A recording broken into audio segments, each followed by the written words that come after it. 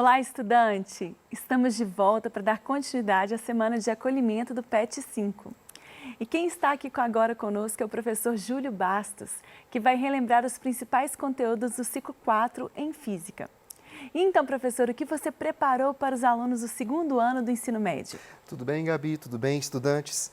Bom, na verdade, o que eu preparei para vocês nesta aula é uma complementação do que a gente já falou em nossa aula do ciclo 4, quando eu expliquei para vocês sobre o que são as ondas, classifiquei elas e mostrei os principais fenômenos envolvendo as ondas como um todo.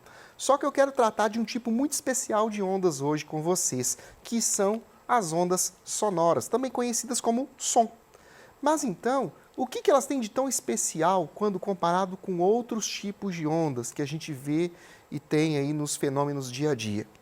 Algumas características são específicas para as ondas sonoras. A primeira característica que a gente precisa destacar é em relação ao seu intervalo de frequências, tá? Ela vai ter sempre uma frequência que estará entre 20 Hz até 20.000 Hz. Por que esse intervalo, pessoal? Porque é justamente a nossa janela auditiva. Nós, seres humanos, conseguimos ouvir sons que partem dessa frequência de 20 Hz até a frequência de 20.000 Hz. Só que há um porém. Conforme nós vamos envelhecendo, a nossa capacidade de ouvir os sons de alta frequência vai diminuindo. Por quê? Os nossos tímpanos, que são nossa porta de entrada para ouvir as ondas sonoras, vai ficando mais rígido. E ao ficar mais rígido, a gente começa a perder um pouco dessa percepção dos sons com frequência muito alta. No meu caso, por exemplo, que já estou chegando aí nos meus 40, vamos falar assim, já não consigo ouvir sons que chegam a 17.000, 18.000 Hz. Só que isso não afeta em absolutamente nada a nossa audição do dia a dia, porque a maioria dos sons que são emitidos ou que a gente recebe não chegam a essa frequência, chegam no máximo a 6, 7.000 Hz. Então não afeta em absolutamente nada, não é uma característica de surdez, não confundam isso, tá? Porque às vezes a gente fala que a pessoa quando envelhece vai perdendo capacidade auditiva, isso não quer dizer que a pessoa está ficando surda, beleza? É uma outra questão, mais a ver com a biologia. Outro ponto interessante quando falamos de ondas sonoras é em relação à sua classificação. Nós temos aqui uma onda mecânica, pois ela precisa de um meio físico para se propagar, no caso a gente está falando do ar principalmente, e é uma onda longitudinal. Para quem não recorda do que eu falei na nossa aula do ciclo 4, onda longitudinal é aquela na qual direção de propagação e direção de vibração das partículas é paralela, ok? Eu mostrei o exemplo usando a mola na minha aula, só que hoje eu não a trouxe, tá? Bom, outra coisa interessante quando falamos do som é em relação à sua velocidade de propagação.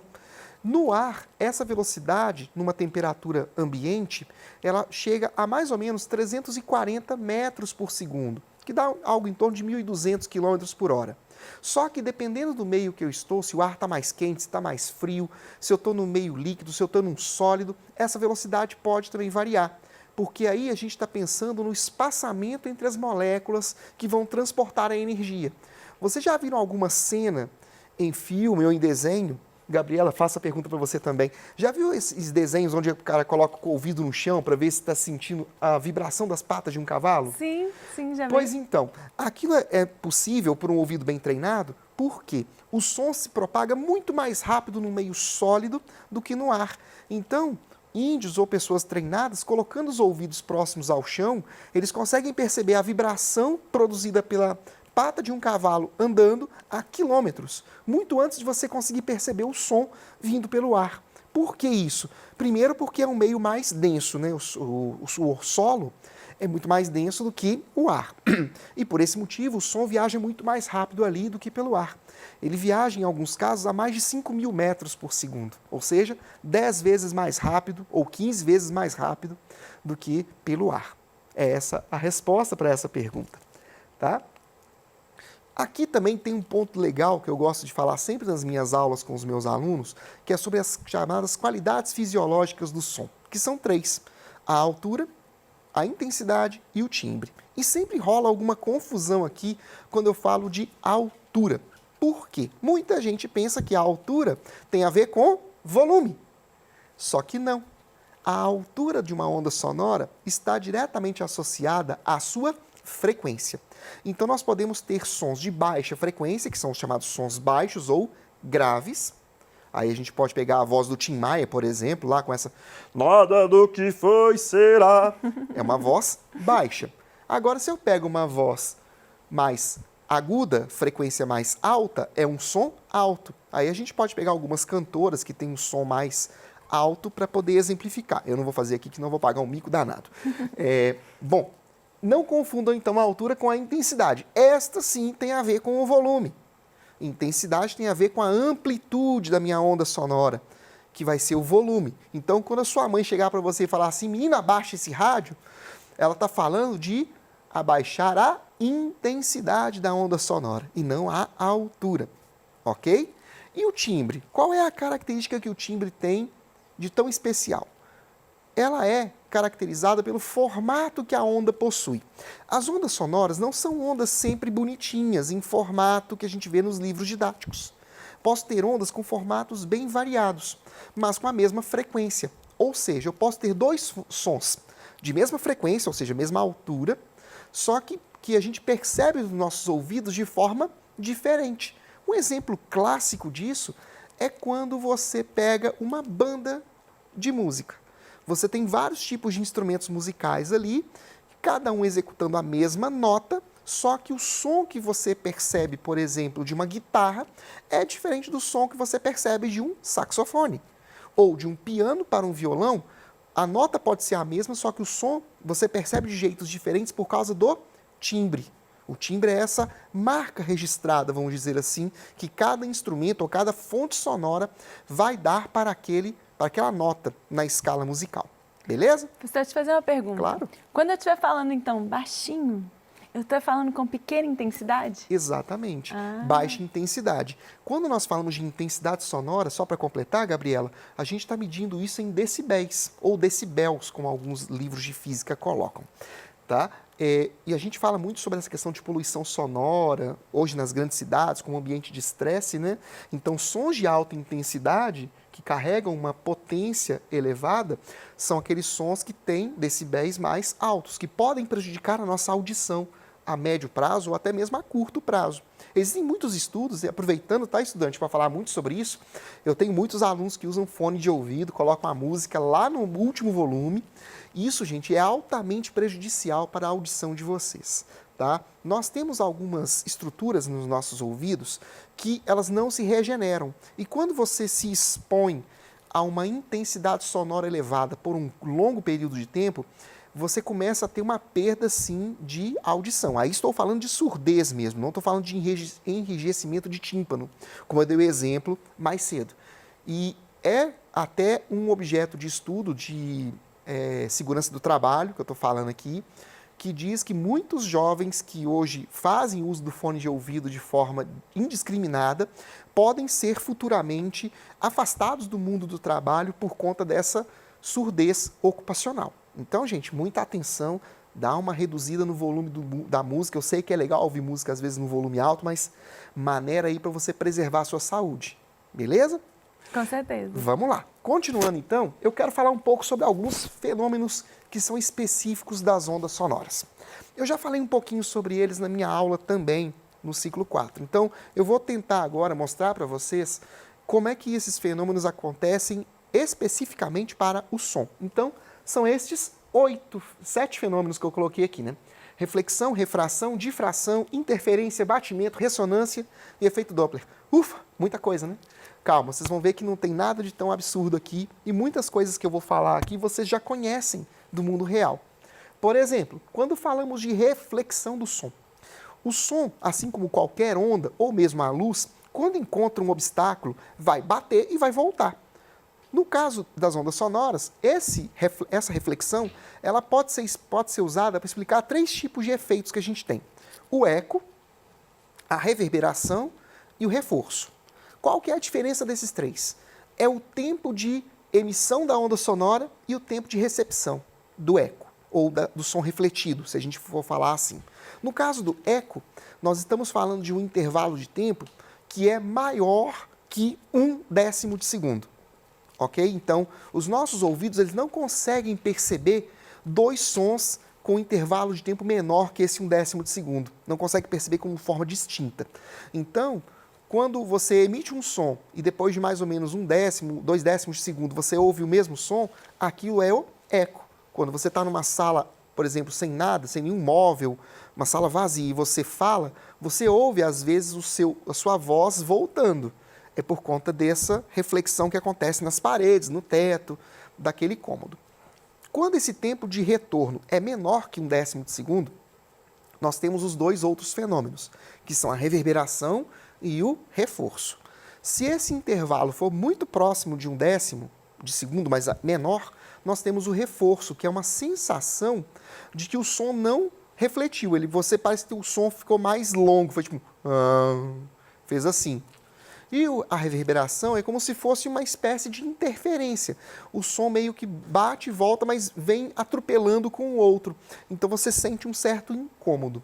Tá? Vocês já perceberam, vou fazer mais uma pergunta para a Gabriela, já percebeu quando você vai, por exemplo, num teatro, as estruturas sempre tem uma parede que é mais acolchoada, mais forrada, com espuma. Sim. Estúdios de gravação de música, quando a gente vê naqueles clipes, o pessoal fica naquela câmara fechada. É para não acontecer o eco, professor? Para não acontecer a reverberação, para sermos exatos. Porque aí você impede que aconteça esse atropelo de ondas sonoras entre o que você emitiu e o que está sendo refletido pelas paredes daquela estrutura. Então, quando você vai num estúdio de gravação ou quando você vai num teatro, você tem as paredes, tem uma estrutura toda preparada acusticamente para impedir esses efeitos, para que você tenha uma experiência mais interessante com aquele espetáculo que você foi assistir. Estão entendendo, gente? Então, como eu disse, são coisas que você já vê no dia a dia, que às vezes você não sabe o porquê, mas agora eu vou explicando pouco a pouco como as coisas funcionam. Tá bom? Continuando, gente, olha, vou falar agora da refração. A refração, normalmente, ela é muito associada à luz, porque é aquela observação que a gente faz de um objeto que parece que ficou quebrado quando está mergulhado em um copo com água. Ou quando você olha dentro de uma piscina, parece que o corpo da pessoa ficou achatado. No caso do som, a refração ela também pode acontecer. Só que aí a gente vai ter uma percepção um pouco diferente. O som parece que vai desviar-se quando ocorre uma mudança de meio de propagação, no caso se eu passo do som do ar para a água, ou se eu tenho regiões onde o ar tem temperaturas diferentes. O que acontece normalmente, pessoal? Quando você pega o solo e tem um dia muito quente, um dia muito ensolarado, aquele ar que está próximo ao chão, ele tem uma temperatura um pouco maior do que o ar que está um pouco acima. Por quê? O solo também absorve energia térmica. Então você tem uma temperatura do ar aqui embaixo maior do que aqui. Então, se você usa um apito, como é mostrado aqui, ó, no caso uma corneta usando para tentar chamar a atenção de um cachorro, se a temperatura do ar aqui for diferente, olha o que acontece com o som. Ele sofre um desvio. Ó. O ar morno está aqui embaixo e o ar frio em cima, então a onda se desvia para cima, provocando o cachorro continuar lá quietinho, né? Agora, se eu inverter essa posição do ar quente com o ar frio, olha o que acontece. Agora o som da minha corneta desviou para baixo e aí acordou o cachorro que estava lá dormindo. Né? Então, só para vocês sacarem que a refração, ela embora seja muito mais comentada quando se fala de luz, a gente tem a refração também para o som. Difração. Difração, com certeza, todos vocês já presenciaram também. É um fenômeno muito tranquilo de discutir quando se fala de onda sonora. Ela é basicamente o seguinte, a onda sonora ela vai contornar obstáculos, como paredes, por exemplo. Quem nunca esteve atrás da porta ou do outro lado de um muro escutando a conversa de outra pessoa? Quem nunca fez isso? Ou quem, por exemplo, já estava passando pelo corredor da sua casa e, de repente, na cozinha ou no quarto está rolando uma conversa e você não estava dentro do quarto e você ouviu aquela conversa. Por que isso acontece, gente? Porque o som ele se propaga em todas as direções, certo? E aí, se ele encontra uma abertura, como uma porta, uma janela, ele consegue contornar aquele obstáculo, que é a parede, e chega do outro lado. Isso é difração, apenas isso. Não tem nada de tão extraordinário aqui. Interferência. Interferência é um fenômeno onde duas ondas se encontram e pode acontecer duas coisas. Ou a amplitude aumenta, que é o que nós chamamos de interferência construtiva, ou a amplitude reduz, quando é interferência destrutiva. Olhem o exemplo que eu coloquei aqui, ó. Nós temos dois sons que foram produzidos aqui, tá? Percebam que aqui, nessa região onde está mais concentrado os pontinhos, seriam as cristas da minha onda, tá? Então, seriam os pontos de amplitude máxima. E aqui embaixo seriam os vales, pontos de amplitude mais baixa. Quando uma crista encontra com outra crista, o que vai acontecer? Vai acontecer uma soma de amplitudes. Reparem que ficou mais intenso aqui do lado de cá, não foi? Porque é a soma dessa crista com essa outra crista aqui. Gerou uma amplitude resultante maior do que as ondas originais. Olha o que acontece embaixo. Reparem que agora a crista ela está posicionada em pontos diferentes no meu desenho aqui, ó. Então uma crista não encontra com a outra, uma crista encontra com um vale. Então se uma crista encontra com um vale, ocorre o que nós chamamos de cancelamento do som. Então a amplitude resultante ali será igual a zero. É o que a gente está vendo aqui, ó, nesse outro desenho. Existem alguns tipos de fones de ouvido, voltando para aquela discussão que eu falei agora há pouco, da exposição aos ouvidos, que cancelam o ruído externo. Eles emitem uma onda com a fase invertida, ou seja, emitem uma onda que vai cancelar o ruído. E o cancelamento do ruído vai te dar um isolamento maior para que você poder ouvir a sua música sem interferência. Tá? Só que esses fones são com certeza muito mais caros que um fone que você compra por R$20 em qualquer loja por aí no comércio, seja em Belo Horizonte ou qualquer outra cidade do estado. Professor, te fazer uma pergunta. Claro. Interferência construtiva seriam quando dois cantores estão cantando ao mesmo tempo? Sim, a gente pode pensar dessa forma também, Gabriela. Quando dois cantores estão usando a sua voz de forma afinada e você não percebe uma distinção, podemos dizer que é uma interferência construtiva, sim. Né? Agora, se duas pessoas começam a cantar fora do tom, fora do ritmo, por isso né? que fica aquela coisa esquisita, né? Aí não é bem uma interferência destrutiva porque o som não se cancela, né? Mas é uma coisa que fica esquisita pra caramba, não fica legal, né, gente? Não é uma experiência agradável, né? Verdade. Né? Muito obrigado pela pergunta, mais uma interessante para vocês, viu, estudantes? Essa é uma boa sacada. Gente, batimento. O batimento, ele é um caso muito particular de interferência. Só que a gente trata o batimento de uma forma muito especial pelo seguinte. Quando você pega dois sons que têm frequências muito próximas mesmo, tipo diferença de 1 Hz, 2 Hz só na frequência, você percebe um zumbido bem mais lento que está sendo produzido de fundo. Quem mexe com afinação de instrumento musical já deve ter percebido isso, né? Às vezes, quando você pega e começa a fazer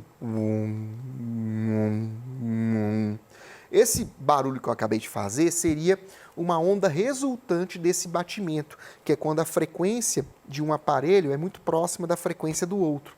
Aqui um exemplo para vocês verem. Olha só, eu tenho dois diapasões que estão emitindo sons com frequências muito próximas um do outro. Né? Então, observem que em alguns momentos acontece a interferência construtiva. Não é todo momento, tá vendo? Tem hora que é destrutiva. Então, esses compassos de alternância de interferência construtiva e destrutiva é que vão produzir aquele som de fundo, aquele batimento, que é uma subtração das frequências das ondas que estão sendo geradas aqui. Então, por isso que o resultado é muito pequeno. Ressonância é um fenômeno também muito conhecido, quando uma onda sonora ela atinge um material que está causando um aumento da vibração das partículas. Quem já viu aquele quadro de tentar quebrar taças com a voz? Se você já viu isso, você já entendeu o que é ressonância, que é você produzir uma onda que vai tentar vibrar o material daquela taça com o objetivo de quebrá-la. Claro que é muito difícil fazer isso, porque o tempo de exposição ali tem que ser bem grande e a frequência tem que se manter constante.